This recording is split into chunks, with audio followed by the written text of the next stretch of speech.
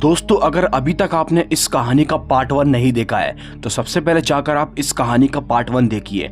Video का link आपको नीचे डिस्क्रिप्शन बॉक्स में मिल जाएगा, वरना यह वीडियो आपको बिल्कुल भी समझ में नहीं आएगी। तो चलिए हम पार्ट 2 की शुरुआत करते हैं। इस कहानी के दूसरे पार्ट में हमको दिखाया जाता है कि तरुण और विराट ही दोस्तों वो खूनी भेड़िया नहीं है, ये दोनों के दोनों अलग अलग हैं। यानी कि विराट एक साधारण सा दिखने वाला भेड़िया है जो किसी को भी नुकसान नहीं पहुंचाता, और तरुण दोस्तों एक गोरिल्ला, एक बंदर जैसा जानवर है। अब इसी दौरान विराट यहाँ पर तरुण से पूछता है कि आखिर तुम ऐसे जानवर कैसे बने। तरुण उससे बताता है कि मैंने मृत जानवर को जिंदा करने के लिए एक दवा बनाई थी अपनी लैब के अंदर, और मैंने उस दवा का अपने ऊपर एक्सपेरिमेंट करके देखा था जो कि पूरी तरीके से फेल हो गया, जिसके बाद मैं भी एक जानवर के जैसा बन गया, एक गोरिल्ला के जैसा बन गया। अब यही बात तरुण यहाँ पर विराट से पूछता है कि आखिर तुम वो भेड़िया कब से हो और कैसे बने। तो विराट उसे बताता है कि जब मैं छोटा था, जब हमारी फैमिली के ऊपर उसी खूनी भेड़िए ने हमला कर दिया था जिसमें उसने मेरे पापा को मार डाला था, लेकिन मैं बच गया था। पर ऑफ कोर्स उस खूनी भेड़िए ने मुझे भी काट लिया था, जिसके बाद से मैं भी खूनी भेड़िया बन चुका हूँ। पर ऑफ कोर्स उस खूनी भेड़िए ने मुझे भी काट लिया था, जिसके बाद से मैं भी भेड़िया बन चुका हूँ। जब तरुण ये बात सुनता है तो वो विराट से बोलता है कि ये बात सरासर गलत है। तुम्हें खूनी भेड़िए ने अगर काटा होता तो शायद तुम आज ऐसे भेड़िए नहीं होते जो लोगों को नुकसान नहीं पहुंचा रहे हो, क्योंकि उसके काटने से तुम सबको नुकसान पहुंचाते, और वैसे भी तुम गुस्सा आने पर भेड़िया बनते हो। तरुण उससे बोलता है कि तुम्हें बचपन में भेड़िए ने काटा, ये बात तुम्हें किसने बताई। तभी यहाँ पर विराट उससे बताता है कि ये बात मेरी माँ ने बताई। तो तरुण उससे बोलता है कि तुम्हारी माँ ने तुमसे झूठ बोला। बस दोस्तों, विराट ने ये बात सुनी थी तभी वो बहुत गुस्सा हो जाता है। वो फौरन ही अपने घर पर जाता है और अपनी माँ से इसके बारे में सवाल करना शुरू कर देता है कि आखिर वो भेड़िया कब से है। तो उसकी माँ उसे सारी सच्चाई के बारे में बताती है और बोलती है कि तुम भेड़िया अभी से नहीं बल्कि पैदाइशी हो, क्योंकि उसकी माँ उसे बताती है कि तुम्हारे पिताजी भी एक खूनी भेड़िया थे, लेकिन पहले वो किसी को नुकसान नहीं पहुंचाते थे, लेकिन आगे चल के उनके शरीर के अंदर अजीब अजीब सी शक्तियाँ आना शुरू हो गई, जिसके बाद उन्होंने लोगों को नुकसान पहुंचाना शुरू कर दिया। लेकिन तुम्हारे पिताजी ने मुझसे कहा था कि तुम मुझे रामू को बुलवाकर मरवा दो, वरना मैं पूरे गांव में आतंक मचा दूंगा। और फिर यहाँ पर विराट की माँ ने कुछ ऐसा ही किया। उन्होंने रामू से ये कहा कि उनके घर पर किसी खूनी भेड़िए ने अटैक कर दिया है। रामू को ये बात नहीं बताई कि उसी के पति भेड़िया है। और दोस्तों, जैसी रामू को ये बात पता चली तो उन्होंने फौरन ही उस खूनी भेड़िए को जान से मारकर खत्म कर दिया। लेकिन उस भेड़िए ने रामू की एक आंख फोड़ दी थी, जिसकी वजह से ही आज वो एक आंख से अंधा है। अब जब विराट ये पूरी सच्चाई के बारे में सुनता है तो दोस्तों उसे बहुत तेज गुस्सा आती है। अब इसी बीच विराट के पास तरुण का कॉल आता है। वो फौरन ही दोस्तों तरुण के कॉल को देखकर उसकी लैब में चला जाता है, जहां पर तरुण पहले से ही मौजूद था, लेकिन वो किसी साधारण से रूप में नहीं बल्कि उसी गोरिल्ला के रूप में।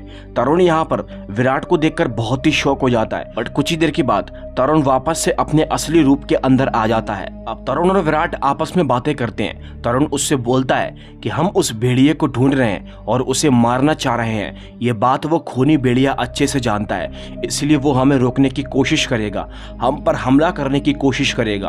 अब जब उसने ये बात कही थी कि तभी अचानक से विराट को ध्यान आता है कि वो घर पर अकेला अपनी माँ को छोड़कर आ चुका है। वो अपनी माँ को कॉल करने की कोशिश करता है, लेकिन उनकी माँ कॉल पिक नहीं करती। इसीलिए दोनों के दोनों फौरन ही लैब से निकलकर तरुण के घर की ओर जाना शुरू कर देते हैं। और उधर दोस्तों दूसरी तरफ हम देखते हैं यहाँ पर विराट की माँ अकेले अपने घर के अंदर मौजूद होती है कि तभी अचानक से इनके घर के दरवाजे के अंदर से वो खतरनाक सा दिखने वाला खूनी भेड़िया आ जाता है। उसकी माँ फौरन ही अपनी जान बचाकर एक कमरे में जाकर छिप जाती है। वो खूनी भेड़िया उस कमरे के अंदर उसको ढूंढने के लिए जाता है, लेकिन उसकी माँ उसे कहीं भी दिखाई नहीं देती। इसीलिए वो भेड़िया उस कमरे से बाहर निकल जाता है। उसकी माँ को लगता है कि शायद वो भेड़िया गया, इसीलिए वो बाहर निकलती है। लेकिन जैसे ही वो बाहर निकलती है तो वो भेड़िया उन्हीं के घर के अंदर होता है और उसकी माँ पर अटैक कर देता है, जिसके बाद दोस्तों वो विराट की माँ को बड़ी बुरी तरीके से जान से मार डालता है। अब कुछ ही देर के बाद यहाँ पर विराट और तरुण भी पहुंच जाते हैं, और जब विराट अपनी माँ को मरा हुआ देखता है तो दोस्तों उसकी आत्मा कांप जाती है, क्योंकि उसकी इकलौती ही एक माँ थी और वो उसको भी खो चुका था। विराट एक भेड़िए के अंदर बदल जाता है और कसम खाता है कि वो उस खूनी भेड़िए को नहीं छोड़ेगा, अपनी माँ का बदला पूरा करेगा। अब इसी बीच यहाँ पर कोमल भी पहुंच जाती है और कोमल दोस्तों विराट का असली रूप देखकर अपने पिताजी को कॉल करने की कोशिश करती है, लेकिन तरुण उसे समझाता है कि विराट वो खूनी भेड़िया नहीं है, बल्कि विराट तो अच्छा वाला भेड़िया है जो सबकी मदद करता है। तो यहाँ पर कोमल उसकी बात को मान जाती है। अब ये लोग आपस में बात ही कर रहे थे कि तभी अचानक से तरुण के माइंड के अंदर एक आइडिया आता है उस खूनी भेड़िया को मारने का। दरअसल दोस्तों तरुण के पास में एक जहरीली दवा होती है जो कि अजीब अजीब जड़ी बूटियों से मिलकर बनी थी।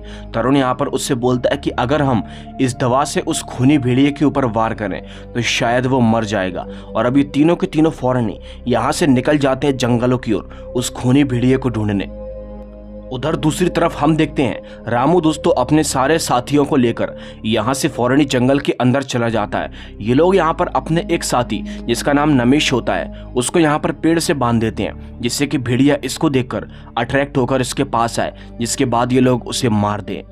फिर तभी यहाँ पर विराट, तरुण और कोमल भी इस जंगल तक पहुंच जाते हैं। अब दोस्तों विराट और तरुण जंगल के एक जगह पर जाकर छुप जाते हैं और वहां पर वो अपने असली रूप में आ जाते हैं, जिससे कि अगर वो खूनी भेड़िया इनके असली रूप को देखेगा तो वो अपने असली रूप के अंदर आ जाएगा, मतलब कि एक इंसान के रूप के अंदर तब्दील हो जाएगा और पता चल जाएगा कि आखिर कौन है वो खूनी भेड़िया। अब तभी दोस्तों दूसरी तरफ हम देखते हैं रामू और उसका एक साथी जिसका नाम अनीश होता है। ये दोनों के दोनों भेड़िया दरवाजे तक पहुंच जाते हैं। बंदूक तानकर उस भेड़िए को ढूंढने की कोशिश कर रहे थे कि तभी अचानक से रामू की नजर पड़ती है उसी के साथी अनीश की पीछे वाली टी शर्ट पर, जो कि हल्की सी फटी हुई थी और दोस्तों उसके शरीर पर भेड़िए के काटने के घाव का निशान था, जिसे देखकर कहीं ना कहीं रामू को ऐसा लग रहा था कि कहीं अनीश तो भेड़िया नहीं, इसीलिए वो उसके ऊपर बंदूक तान देता है। और जैसे ही अनीश ये सब देखता है तो दोस्तों वो उससे बोलता है कि जिस खूनी भेड़िया की तुम काफी टाइम से तलाश कर रहे हो, जी हाँ वो खूनी भेड़िया मैं ही हूँ। जी हाँ दोस्तों, अनीश उससे बताता है कि मैं खूनी भेड़िया ऐसे बना जब विराट के पिताजी को उस खूनी भेड़िया ने मारा था तो उसी खूनी भेड़िया ने मुझे भी काट लिया था, और जब से ही मैं एक खूनी भेड़िया बन चुका हूँ। और विराट भी एक भेड़िया है जिसके बारे में तुम्हें नहीं मालूम। और साथ ही साथ वो यहाँ पर रामू से एक बात और बोलता है कि तुम्हारा बेटा भी साधारण सा इंसान नहीं बल्कि एक गोरिल्ला जैसा दिखने वाला जानवर है। जी हाँ दोस्तों, अब यहाँ पर दोस्तों रामू बहुत ज्यादा शौक हो जाता है ये सारी बातें सुनकर। रामू उसके ऊपर गोलियां चलाता है लेकिन गोलियों से उसके ऊपर कोई असर नहीं होता, क्योंकि अनीश उससे बोलता है कि मैंने तुम्हारी बंदूकों के अंदर नकली गोलियां भर दी थी। जी हाँ दोस्तों, अब तभी यहाँ पर रामू फौरन ही अपनी जान बचाकर यहाँ से भागने की कोशिश करता है और वो भेड़िया बनकर उसके पीछे भागता है। ये दोनों के दोनों भागते भागते जंगल से बाहर निकल आते हैं और वो खूनी भेड़िया रामू को लगभग पकड़ ही लेता है। इससे पहले कि वह खूनी भेड़िया रामू को मार पाता तभी दोस्तों यहाँ पर तरुण आ जाता है और उसकी जान को बचा लेता है। तरुण और उस भेड़िए के अंदर फाइट होना शुरू हो जाती है, लेकिन वो भेड़िए के आगे तरुण की शक्तियां बिल्कुल भी काम नहीं करती। अब यहाँ पर विराट उससे लड़ने की कोशिश करता है, लेकिन दोस्तों वो भी उस भेड़िए के आगे कमजोर पड़ रहा था। अब इसी बीच यहाँ पर कोमल मौजूद होती है, जिसको ध्यान आता है कि तरुण ने उस जहर वाली दवाई के बारे में बताया था। इसीलिए दोस्तों यहाँ पर कोमल फौरन ही तीर को निकालती है जिसके अंदर वही जहर वाली दवाई लगी हुई थी, और वो उस तीर के जरिए उस भेड़िए पर हमला करती है, जिससे कि दोस्तों वो भेड़िया बुरी तरह से मारा जाता है। यानी कि उस तीर के जहर के जरिए उस भेड़िए का खात्मा हो जाता है। पर ऑफ कोर्स अब तक उस भेड़िए ने तरुण को काट लिया था, विच मीन्स कि कुछ ही देर में वो भी भेड़िया बनने वाला है। इसीलिए वो अपने पिताजी और बाकी सब लोगों से बोलता है कि मुझे मार डालो, लेकिन कोई भी उसको मारने के लिए आगे नहीं आ रहा था। आखिर कैसे मारेंगे अपने खुद के बच्चे को? लेकिन यहाँ पर विराट आगे आता है उसको मारने के लिए। विराट फौरन ही उस तीर को उठाता है और तरुण के ऊपर हमला कर देता है, जिससे कि तरुण मारा जाता है। और बस ये जैसे ही यहाँ पर तरुण मरता है तो भाई साहब इस भेड़िए की पूरी नस्ल, पूरी कहानी पूरी तरीके से खत्म हो जाती है, क्योंकि अब सभी के सभी लोग एकदम सुरक्षित हैं। दोस्तों आप लोगों को ये कहानी कैसी लगी मुझे कमेंट करके ज़रूर बताना। अगर आपको ये वीडियो अच्छी लगी हो तो लाइक करके हमारे चैनल को सब्सक्राइब कर लेना, क्योंकि इसी तरीके की हैरान कर देने वाली कहानी आप लोगों के सामने लेकर आता रहता हूँ। तो चलिए अब हम फिर से मिलते हैं। आप लोगों का बहुत बहुत धन्यवाद। Bye and C.